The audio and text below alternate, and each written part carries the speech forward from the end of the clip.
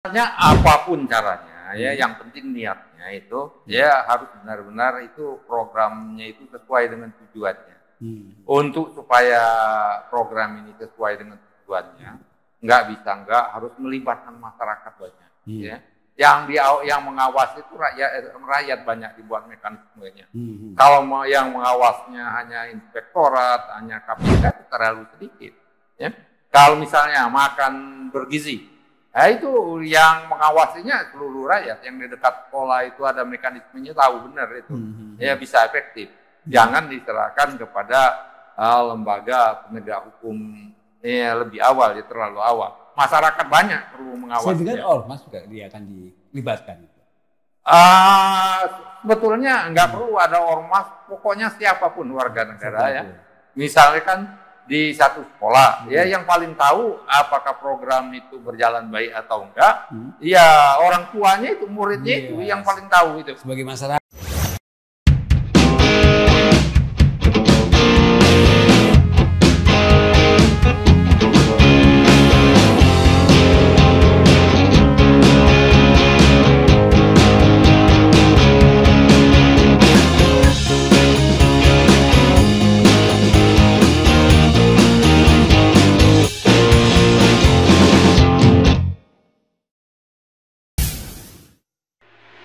Bismillahirrahmanirrahim. Assalamualaikum warahmatullahi wabarakatuh. Pemirsa Masumi TV dan Ahmad Jadi Channel dimanapun berada, kita jumpa lagi untuk diskusi, dialog, tentunya masalah topik yang menarik yang menjadi perhatian kita semua. Ini terkait dengan Milad Masumi ke-79 hari Kamis lalu, di mana salah satu pembicara dalam diskusi itu adalah Profesor Awal Rizky yang mengatakan bahwa tahun 2025 depan itu krisis ekonomi kelihatannya kita akan alami. Indonesia akan terpuruk secara ekonomi karena dari hitungan-hitungan ekonomi makro semuanya minus, semuanya mengkhawatirkan. Nah, di sisi yang lain ini ada quick win, program unggulan dari Prabowo 7 quick win yang luar biasa, memang kelihatannya akan serius dijalankan oleh Prabowo. Bagaimana dua hal itu kita akan bahas dengan dua orang pakar ekonomi dan kebetulan juga peneliti. Pertama Pak Profesor Chandra Emerullah, ini tamatan Harvard University di USA. Kemudian satu lagi Pak Almizan Mustafa, tamatan Illinois University USA juga. Jadi keduanya ini peneliti dan alumni atau mungkin pensiun dari pensiunan peneliti Kementerian Keuangan Republik Indonesia. Assalamualaikum Pak Chandra. Assalamualaikum Pak. Waalaikumsalam. Ya, kita ngobrol soal ekonomi ini, soal indikator makroekonomi kita memang kelihatannya memang mengkhawatirkan semua, terutama hutang ya, yang menumpuk, bunga juga yang terus dikejar-kejar harus dibayar, sementara kelihatannya pinjaman baru tetap akan dilakukan untuk bayar bunganya, maksudnya pinjaman baru. Bagaimana kira-kira secara makro dulu Pak Chandra, bisa mungkin ada pikiran, ada ide, atau mungkin ada yang perlu diuraikan. Silakan. Ya, kalau kita melihat perkembangan ekonomi khususnya APBN sampai kuartal ketiga tahun 2024 ini, seperti yang telah kemarin sudah dipaparkan oleh Menteri Keuangan Sri Mulyani, bahwa ekonomi kita itu tumbuh kuartal terakhir ini hanya 4,95%. Jadi di bawah yang diramalkan itu sekitar 5%. Ya. Jadi ada penurunan daripada segi pertumbuhan ekonomi yang kemungkinan adalah akibat daripada penurunan daya beli masyarakat, karena mungkin banyak PHK, kemudian banyak kaum kelas menengah yang kemudian turun kasta, ya, sehingga daya belinya turun, sehingga mempengaruhi pertumbuhan ekonomi. Dan juga kita lihat banyak industri kita yang terancam gulung tikar, seperti kemarin terjadi di tekstil ya, di mana PT Sritex merupakan salah satu raksasa tekstil itu terancam gulung tikar karena tidak kuat berkompetisi dengan produk dari Cina, ya, tekstil Cina. Nah ini kalau keadaan terus begini, ini kan mengkhawatirkan ya. Kita khawatir bahwa ekonomi kita tahun depan itu akan turun ya, daripada yang sekarang. Kemudian dari segi fiskal, kita juga melihat bahwa pendapatan pajak itu tidak begitu menggembirakan. Ya, jadi masih biasa-biasa saja, walaupun memang masih ada keseimbangan primer yang positif ya. Tapi defisit jauh lebih besar. Berarti kita masih berhutang untuk servis hutang kita, termasuk bunganya. Kalau misalnya bisa disebut krisis tahun depan itu resesi. Nah, itu kita belum tahu resesi atau bukan. Cuma kalau melihat perkembangan global geopolitik tahun depan itu, kita tahu bahwa Presiden Amerika yang baru Donald Trump itu punya polisi untuk mementingkan Amerika ya. Jadi kemungkinan mereka juga akan membuat semacam kebijakan proteksionisme terhadap industri Amerika, terutama dari Cina ya, dan dari Eropa, sehingga kemungkinan besar dia akan melakukan kebijakan tarif besar-besaran, dan ini akan mengakibatkan perang dagang yang besar di antara negara-negara besar ini ya. Nah, ini kita takut dampaknya kepada Indonesia karena kita kan banyak mengekspor, mengimpor dari Amerika dan dari Cina ya.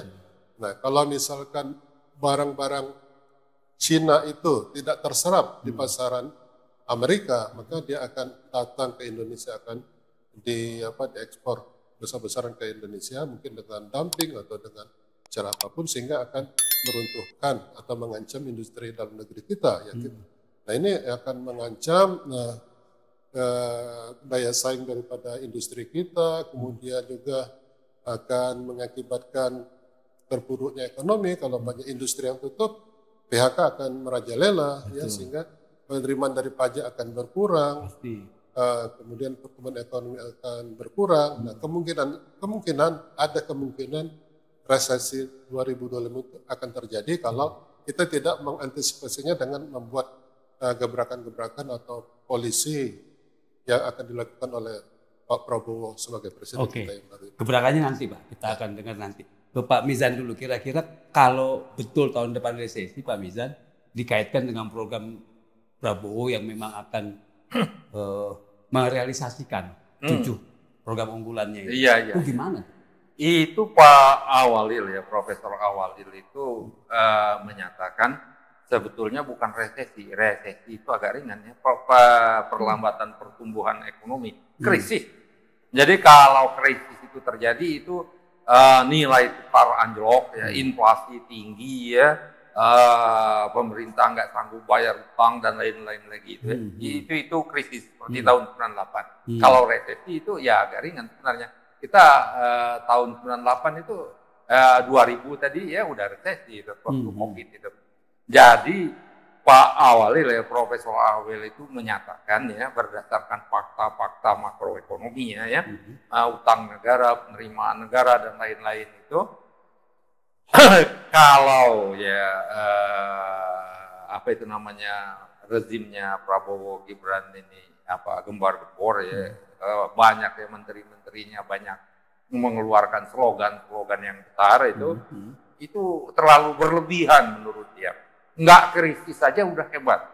Nah, enggak krisis saja di tahun 2025. Menurut siapa tadi? Menurut Profesor Awalil. Enggak krisis saja sudah cukup bagus. Jadi ancaman krisis itu eminen. Ya. Agak nyata menurut Profesor Awalil. Dan kemudian juga dia mempertanyakan 7 quick win-nya. 7 quick win-nya ini ya antara lain program makan siang gratis, ya, pemberantasan penyakit TBC, renovasi sekolah unggulan, kemudian program pencetakan sawah baru, sawah baru ya, pertanian, kemudian renovasi sekolah, ya, sekolah unggulan dan lain-lain ini. Gizi juga ya? Ya, gizi itu namanya makan bergizi nggak ada. Masuk ya. Nah, dan dia persoalkan juga ya 7 program unggulan ini dengan indeks ketahanan pangan kita rendah ya menurut data dari BPS dia olah. Kemudian juga banyak sekali rakyat kita ini yang sebenarnya kurang makan bergizi. Ya. Makannya itu mungkin ala kadarnya aja asal kenyang. Bukan anak-anak ya, bukan Pak? Bukan seluruhnya. Jadi mungkin makan nasi dengan ikan asin aja dengan sayur ya. Jadi kurang sekali kadar nutrisinya itu. Itu ada di banyak, mungkin sekitar 30 kabupaten. Ya 30% penduduknya itu makannya asal aja, asal kenyang aja. Ya, menurut Pak Awal itu. Nah ini sangat mencemaskan sekali ya keadaan kita. Ini ancaman krisis dan rakyat yang kekurangan makan bergizi. Ya. Nah ini kalau kita mau lihat ini angle-nya dari 7 program quick win-nya ini ya dapat kita diskusikan juga itu. Banyak bisa kita lihat dari gimana supaya program ini bukan asal program, asal habis anggaran aja. Nah bisa ya kita lihat itu. Kemudian bisa kita menusuk lebih dalam lagi ya. Apa memang benar program ini lebih pas seperti program sekolah unggulan. Apa masalah pendidikan kita ini sekolah unggulan atau masalah literasi sekolah ini? Ya, masalah literasi sekolah, masalah daya nalar ya, pengembangan daya nalar siswa kita dan lain. Nah ini bisa kita pertanyakan juga Pak. Kalau misalnya itu kan yang unggulannya bisa kita breakdown ya, kita bahas lagi. Iya. Tapi secara umum aja dari 7 itu, apakah mungkin bisa terrealisasi dengan ya kemampuan ekonomi kita? Itu kan sampai ribuan triliun ya. Program-program 7 unggulan itu kalau udah di total kan bisa sampai 1.000 lebih triliun. Enggak. Sampai? Enggak. Banyak loh, ratusan triliun. 7 program itu ratusan triliun. Mampu nggak APBN kita mengcovernya itu? Ya jelas mampu ya, karena dari amplop APBN itu tinggal ngambil aja. Kalau diambil sini 100, yang lain ngempet. Karena ini ada kantong ya. Iya. Ini kantong ini 100, kantong ini 1000. Kalau yang kantong kiri ditambah, yang kanan kan dikempet. Jadi dikurangin kan jadi soal. Itu masalahnya kalau menurut saya, dari saya itu prinsip utamanya dulu. Jangan program ini asal jalan. Ya kalau cetak sawah, yang penting sawahnya tercetak. Padinya tumbuh atau enggak itu enggak jadi masalah, jangan gitu. Kemudian renovasi sekolah, yang penting ada sekolah yang direnovasi, padahal ada sekolah yang perlu direnovasi enggak direnovasi, sekolah yang enggak perlu direnovasi sebaliknya ya. Kemudian penyakit TBC yang 20 triliun, ini ada orang yang kena penyakit TBC tapi enggak dapat obat, ada orang yang enggak perlu obat dapat obat. Nah itu efektivitas dan efisiensinya ini menurut saya yang perlu kita dilihat juga. Itu kan soal data ya, arti data yang memang yang ada terkait dengan siapa yang berhak kan gitu. Iya. Atau sekolah mana yang berhak itu kan kadang datanya itu yang dimainkan. Nah untuk kepentingan ya politik ya, artinya partai-partai atau untuk kepentingan kantong. Yang penting jalanin program itu kan. Kalau saya jadi pimpinan proyek ya, begitu dapat uang 20 triliun, senyumnya gede pasti. Sekaligus tuh kan, kalau udah partai atau apa gitu, itu pasti pribadi juga. Iya. Nah Pak Chandra, tadi kalau soal gebrakan tadi, kalau ekonomi kita memang parah tahun depan, kira-kira gebrakan yang efektif yang harus dilakukan oleh Prabowo itu apa kira-kira Pak? Artinya menyelamatkan juga program unggulan dia, tapi secara nasional untuk kebutuhan APBN yang sehat itu bagaimana kira-kira? Ya kita harus mempunyai posisi fiskal yang mendukung ya. Karena program Pak Prabowo tadi seperti sudah disebutkan ada 7 unggulan itu ya. Itu kan akan memakan biaya besar. Ya. Nah itu kan akan dibiayai dari APBN. Termasuk program makan gratis ya. Dan sekolah tadi. Nah ini kalau misalkan pemerintah tidak bisa meningkatkan penerimaan pajak tahun depan dengan jauh lebih besar ya, nah ini akan sulit untuk merealisasikan program-program unggulan itu tanpa besar defisit atau menambah utang. Sedangkan utang kita kan makin lama makin besar, dari segi rasio antara utang dan GDP itu sudah lebih 40%. Sehat. Nah, itu akan meningkat terus. Jadi kalau misalnya keadaan sekarang ini tetap berlanjut. Nah kalau misalnya Pak Prabowo bisa merealisasikan mimpinya untuk menumbuhkan ekonomi menjadi 8%, nah itu saya kira akan lebih mudah untuk mencapai penerimaan pajak yang lebih besar karena dengan pertumbuhan ekonomi yang tinggi kita juga akan mendapatkan pajak yang lebih tinggi, kemudian rasio GDP hutang dan GDP itu akan menurun ya. Nah ini akan memperbaiki persepsi investor luar negeri yang memberikan utang kepada kita untuk memberikan kemungkinan keringanan atau bunga yang lebih rendah ya, sehingga tidak begitu memberatkan dalam servis utang luar negeri kita. Oke. Kalau misalnya dikaitkan dengan ini Pak Chandra, ada Menteri Wamen nih, Menteri yang penerimaan negara itu, ada nggak langkah-langkah terobosan yang udah kira-kira akan dilakukan untuk meningkatkan penerimaan pajak misalnya? Ya kita tahu bahwa sebenarnya Pak Prabowo itu punya cita-cita untuk mendirikan semacam badan penerimaan negara ya. Seperti apa yang ada di Amerika Serikat yang dengan nama Internal Revenue. IRS. Internal Revenue Service ya. Nah itu tapi kelihatannya tidak jadi dilakukan ya. Mungkin ada posisi tertentu dari Kementerian Keuangan sehingga tidak jadi dilakukan. Coba sekarang kita tahu bahwa Kementerian Keuangan itu sekarang di bawah Presiden langsung. Jadi Presiden ingin mengontrol Kementerian Keuangan secara langsung, kemungkinan dari segi juga penerimaan, penerimaan pajak dan selain daripada pengeluaran belanja ya, akan dikontrol langsung oleh Presiden. Mungkin langkah-langkah apa yang strategis yang perlu dilakukan untuk meningkatkan penerimaan pajak ini, karena pajak merupakan sumber daripada pembiayaan APBN, sehingga kalau pembiayaan APBN ini bisa dilakukan dengan baik, maka program Presiden akan bisa dilaksanakan dengan baik.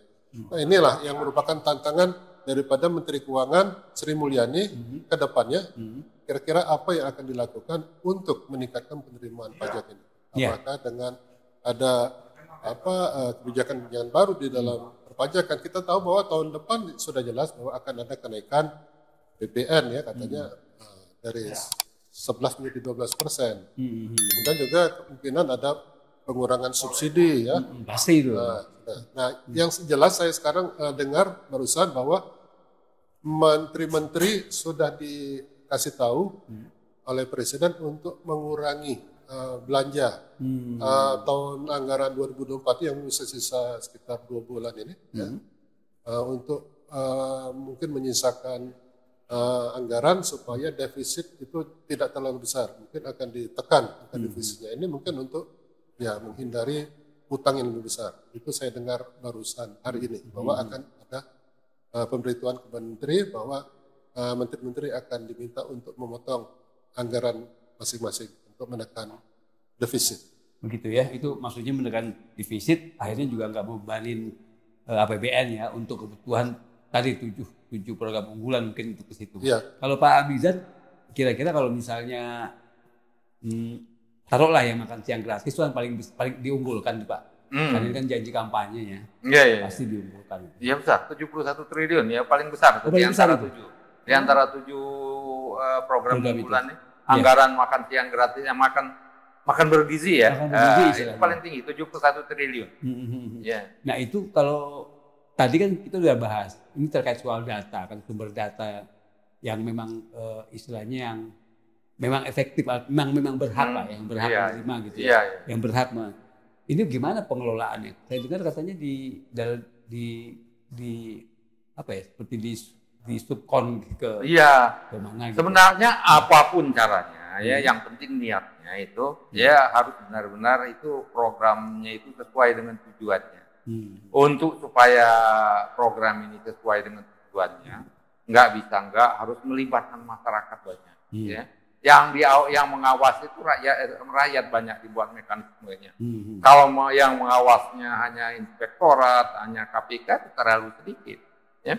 Kalau misalnya makan bergizi, itu yang mengawasinya seluruh rakyat. Yang di dekat sekolah itu ada mekanismenya, tahu benar itu, ya bisa efektif.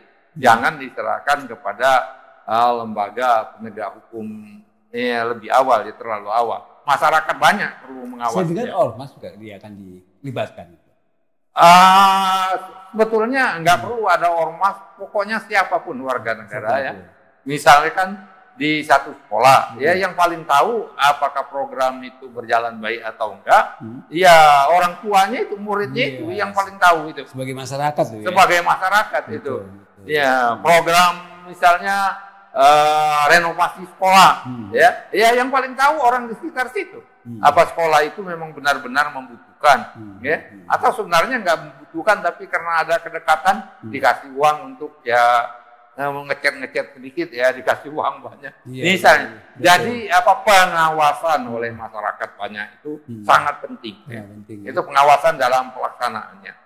Dan dari segi awal perencanaannya itu melibatkan masyarakat banyak itu sebenarnya sangat penting. Dan yang ini sampai saat ini saya belum merasakan adanya semangat ya pemerintahan baru ini untuk melibatkan masyarakat dalam perencanaan, eksekusi dan pengawasan. Nah, yang ini agak mencemaskan kita ya, sehingga uang yang ratusan triliun ini enggak begitu bermanfaat bagi rakyat banyak. Ya. Emang Pak Mizan udah tahu kira-kira operasionalisasi daripada program makan bergizi itu bagaimana gitu, udah tahu? Enggak tahu, itu gimana? Maksud saya kalau misalnya sudah tahu, misalnya baru kita bisa menyatakan, oh masyarakat kok nggak dilibatkan kan gitu, kita bisa protes. Ini belum tahu, jangan-jangan memang udah, saya dengar ormas Pak. Iya itu kalau memang itu dilaksanakan oleh ormas ya, itu kenapa? Ya kenapa ormas yang perlu? Kenapa dipilih ormas melaksanakannya itu? Harus diberi penjelasan ya. Ibu-ibu PPK ya, PKK itu juga dilibatkan. Iya itu harus dijelaskan kenapa melibatkan ibu itu, kenapa nggak melibatkan pedagang-pedagang kecil di sekitarnya saja, kenapa nggak melibatkan siapa itu harus dijelaskan sebenarnya. Apakah ini nanti apa dilibatkan itu apa lebih efektif, lebih murah, lebih terjamin, itu nggak jelas itu. Jadi perencanaan dari awalnya itu ya nggak melibatkan masyarakat banyak, mendiskusikan bagaimana supaya makan bergizi ini lebih efektif, lebih efisien, ya, lebih terjamin. Ya. Kemudian apa seluruh sekolah nggak perlu, mungkin sekolah-sekolah pasti dipilih kan? Iya, kalau sekolah-sekolah yang orangnya golongan menengah ke atas, mereka keberatan dikasih makan 12.000 itu, ya nggak akan ada yang mau makan. Iya. Tapi kalau di sekolah yang pinggiran 12.000 itu sudah lumayan, sudah kenyang dia mau.